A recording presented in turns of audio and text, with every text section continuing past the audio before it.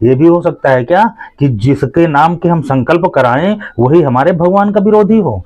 तो भैया इन ब्राह्मणों ने, इन कथावाचकों ने, इन जो ब्राह्मण का, आचार्य का, संत का, साधु का जो भेष धारण करके ये ढोंगी कालनेमी जो इस समाज को बर्बाद कर दिया, क्या पूजा करवा रहे हैं, क्या अनुष्ठान करवा रहे हैं, क्या करवा रहे हैं, इनको खुद नहीं पता है और समाज इनका अनुसरण करता चला जाता है। कहां से सनातन बचेगा, कैसे सनातन आगे बढ़ेगा? आप भी भ्रमित हो और आपको भ्रमित करने वाले, आप आस्थावान हो, आपको भगवान के प्रति लगाव है, आप भगवान पे विश्वास करते हो, इसलिए आप पुजारी को, पंडे को, कथावाचकों को बुलाते हो और कथावाचक आपकी उस आस्था का शोषण करके चले जाते हैं। अगर इनको ये भी ज्ञान नहीं है कि ये किस बुद्ध की बात करते हैं, तो ये फिर कथा कहने के लायक नहीं है, ये पूजा करवाने के लायक नहीं है, ब्राह्मण कहलाने के लायक नहीं है। आज ब्राह्मण साईं के मंदिर में बैठा हुआ साईं के मंत्र का जाप कर रहा है, साईं के मंदिर का पुजारी बना बैठा हुआ है, साईं की कथाएं सुनाता है। ब्राह्मण मजारों में जाकर के माथा टेक रहा है, टीका लगाए है और बड़े बड़े जटाएं और बड़े बड़े बाल रखाए हुए, भेष बनाए हुए ब्राह्मण कभी इस मजार में कभी उस मजार में आपको घूमता हुआ मिल जाएगा और उन मजारों से अपने पेट भर रहा है। ऐसे ब्राह्मणों को देख करके लोग सनातन को गाली नहीं देंगे तो और क्या करेंगे? ब्राह्मण समाज के ऊपर इस धर्म का ठेका है और इस धर्म के ठेकेदार बन करके भी आप अगर धर्म के विरुद्ध खड़े हो, धर्म का संरक्षण नहीं दे सकते हो, तो आप अधर्मी हो, विधर्मी हो। उन विधर्मियों से भी ज्यादा बड़े घातक हो जो सनातन धर्म को त्याग करके विधर्मी हो गए, म्लेच्छ हो गए, उनसे भी बड़े घातक आप हो। अगर सनातन धर्म में रह करके और संत का वेश धारण करके, आचार्य का वेश धारण करके, कथावाचक का वेश धारण करके आप सनातन की महिमा का गुणगान गाने के बजाय आप दूसरे लोगों की जो सनातन के विरोध में खड़े हो गए मतपंथ, उनके इष्टों की और उनके अगर महिमा मंडन करते हो, उनके गुणगान करते हो, तो आप सनातन धर्म के सबसे बड़े विरोधी हो, सबसे बड़े विश्वासघाती हो, सबसे बड़े भीतरघाती हो। आपके द्वारा ही सनातन धर्म का नुकसान हो रहा है। इसलिए इन आवरणों में छिपे हुए लोगों को आप माने इस समाज को जानना पड़ेगा। जो आस्थावान समाज है, इसके आस्था का शोषण न होने पाए, इसलिए समाज को जागृत होना पड़ेगा। इन कथावाचकों से पूछो कि तुमने इतनी कथाएं सुनाई, तुमने इतनी कथा सुनाने के बाद कोई राम कृष्ण और कोई अर्जुन क्यों नहीं अभी तक तैयार कर पाए? क्योंकि तुम कथा के नाम पर लोगों को मनोरंजन करवाते हो। कथा के नाम पर किसी को संस्कार दे करके देखो, कोई अर्जुन तैयार करके देखो, कोई युधिष्ठिर तैयार करो, कोई कर्ण तैयार करो, कोई योद्धा धर्म का तैयार तो करो। लेकिन नहीं, आप केवल कथा सुनाओगे। कथा में बढ़िया गाना, तराना, ढोलक, मंजीरे सब आप नाच गाना करवाते हो। घर की महिलाओं को बुला करके कथाओं में नाच करवाते हो। तुम कथावाचक हो, तुमसे धर्म की रक्षा होगी?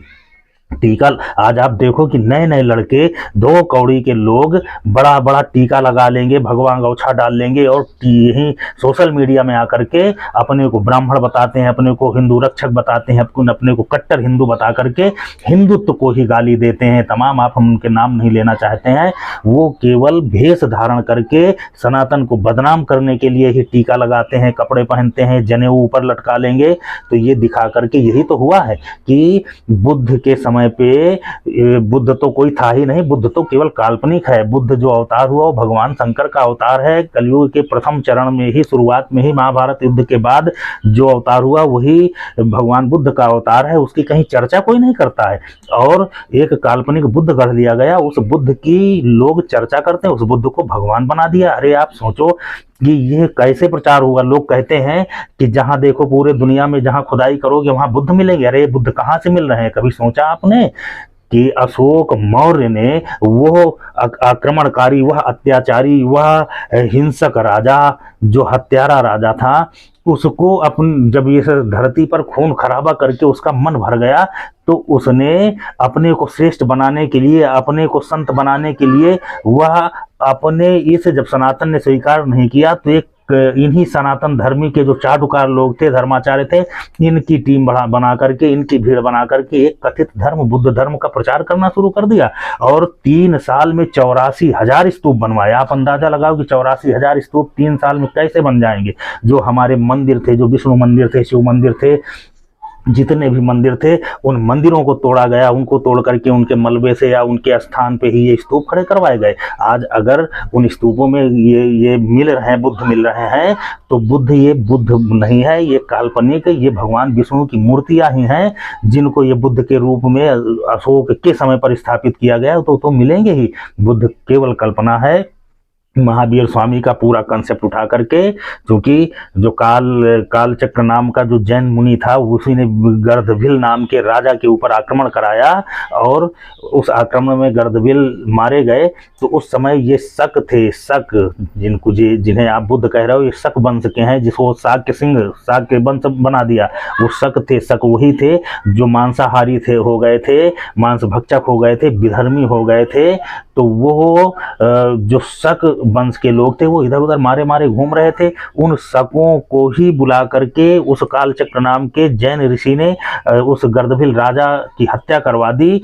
और जब हत्या करने के बाद शकों का शासन हुआ, तो शक चूंकि अपने सनातन धर्मी ही थे लेकिन उनके संस्कार कुछ अलग हुए थे, तो जब ये राजा बन गए, इनका वंश, इनका शासन चला, तो अधिकांशतया शक हिंदू ही बन गए। सनातन अपने मूल धर्म थे और उस सनातन को ही आगे बढ़ाया। आज सनातन धर्म में शक संवत कहा जाता है, शक संवत चल रहा है, विक्रम संवत है जैसे, वैसे शक संवत है। तो शक संवत चला, लेकिन जो शक सनातन नहीं अपना पाए और वो थोड़े थे, तो उन शकों ने एक काल्पनिक, चूंकि वो कालचक्र ऋषि जो मुनि था, जैन मुनि, तो उस जैन मुनि के द्वारा ही काल्पनिक महावीर स्वामी, चूंकि जैन धर्मों के 24वें तीर्थंकर थे, तो जैन मुनि की ही पूरी कल्पनाएं बुद्ध धर्म में बना दिया, कन्वर्ट कर दिया। क्योंकि जैन एक शांति प्रिय धर्म है, तो वो मुनि जो थे वो भी जैन धर्म से अलग हट करके बौद्धों के प्रवर्तक बन गए, जो कालचक्र था। ऐसे ये बुद्ध धर्म का प्रचार हो गया। 84,000 मंदिरों को अशोक ने तोड़वाया और मंदिरों पे स्तूप खड़ा करवा दिया। आज लोग उस अशोक को महान बता रहे हैं। उस अशोक महान बनने की परिपाटी ऐसी चली कि आगे के कालखंड में जितने भी आक्रमणकारी अत्याचारी थे सब महान ही बन गए। ऐसा नैरेटिव सेट किया गया कि जिसने जघन्य अपराध किए, जिसने ऐसे ऐसे अत्याचार किए कि जिनका वर्णन करना भी अशोभनीय है और मुख से वर्णन भी नहीं होगा, ऐसे गोरी, गजनबी, तैमूर, लंग, खिलजी इत्यादि जितने थे, ये सबके इतिहास पढ़ाए जा रहे हैं। इतिहास पुरुष बन गए, अकबर महान बन गया। तो ये नैरेटिव है कि अत्याचार करने के बाद भी अपने आप को सज्जन बना करके पेश कर देना समाज को, और समाज उसे स्वीकार भी कर लेता है। इसी को वामपंथ कहा जाता है, इसी को नैरेटिव कहा जाता है, और सनातन धर्म मानने लगता है। किसी को बापू मानेगा, किसी को महात्मा मानेगा, किसी को महान मानेगा, किसी को कुछ मानेगा, और अपने जो अपने आदर्श पुरुष हैं उनको भूल गया। आप पुष्यमित्र शुंग को भूल गए, आप चंद्रगुप्त विक्रमादित्य मौर्य को भूल गए, आप समुद्रगुप्त को भूल गए, आप जो महान हमारे जो शासक रहे, आदर्श पुरुष रहे, उनको भूल गए। आप अत्याचारियों का इतिहास तो आपके ऊपर मर गया और आप उसको गाना शुरू कर दिया, उसको महान बता रहे हो। तो भैया आप अपने सनातन धर्म को समझो, सनातन धर्म की शिक्षाओं को जानो। आप अपने धर्माचार्य से पूछो कि वो जो कार्य करवा रहा है, जो पूजा करवा रहा है, जो अनुष्ठान करवा रहा है, जो कथा सुना रहा है, उसका मूल क्या है। इन कथाओं का, इन कहानियों का, इन पूजा पद्धतियों का, सबका केवल एक मूल है कि आप सनातन को मजबूत करें, धर्म को मजबूत करें। भगवान का अवतरण धर्म की रक्षा के लिए होता है, धर्म ध्वजा फहराने के लिए होता है। आप कथा और भागवत इत्यादि तमाम कार्य करने के बाद भी, करवाने के बाद भी, अगर आप सनातन के गौरवमयी इतिहास में शामिल नहीं हो पाते हैं, सनातन गौरव का अंग नहीं बन पाते, तो आपके सारे अनुष्ठान बेकार हैं, आपकी सारी पूजा पद्धतियां बेकार हैं।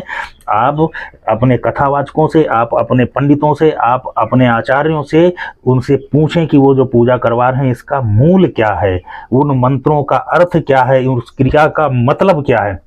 ऋषियों ने जो ये क्रिया पद्धतियां बनाई हैं, उनका सबका कोई ना कोई निचोड़ है, कोई ना कोई रहस्य। अगर इन रहस्यों को आचार्य और कथावाचक खोल नहीं पाता है तो आपको भ्रमित कर रहा है।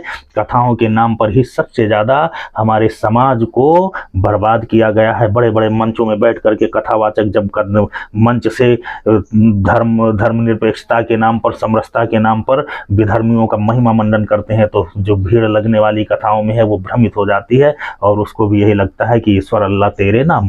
अरे ये कैसे हो सकता है, कभी नहीं होगा। ईश्वर अलग है, अल्लाह अलग है, ईश्वर की पद्धतियां अलग हैं, अल्लाह की पद्धतियां अलग हैं। अगर अलग न होता तो ईश्वर में क्या बुराई थी, अल्लाह का निर्माण नहीं होता, बुद्ध का निर्माण नहीं होता। तो इसलिए अपने ईश्वर से जुड़े रहो, ईश्वर को जानो, ईश्वर को मानो, ईश्वर को समझो और ईश्वर